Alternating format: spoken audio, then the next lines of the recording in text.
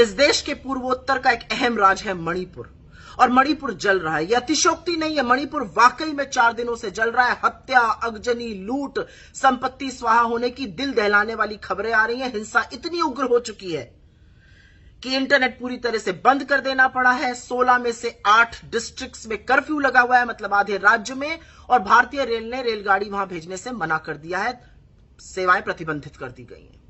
हिंसा ने इतना उग्र रूप ले लिया है कि कानून व्यवस्था पूरी तरह से ठप है, और इस देश के प्रधानमंत्री और गृह मंत्री ने गवर्नर को अधिकृत कर दिया है शूट एट साइट ऑर्डर के, मतलब जहां देखो वहां गोली मार दो।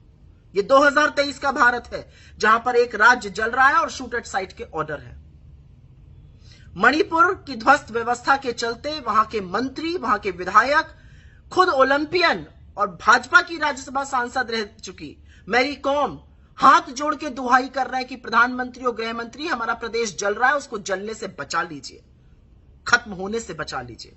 लेकिन इस देश की विडंबना है और दुर्भाग्य है कि देश के प्रधानमंत्री और गृह मंत्री कर्नाटका में इतने व्यस्त हैं, वोट की राजनीति में इतने व्यस्त हैं कि मणिपुर जल के स्वाहा हो जाए उनको फर्क नहीं पड़ता। उनको मतलब सिर्फ वोट से है, वोट वोट और वोट।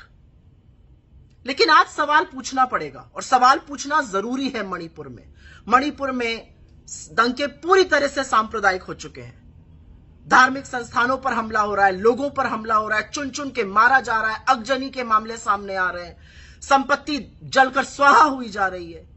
क्या कोई नैतिकता नहीं है प्रधानमंत्री मोदी आपकी और गृह मंत्री अमित शाह की कि आप अपना सारा अटेंशन मणिपुर पर दीजिए?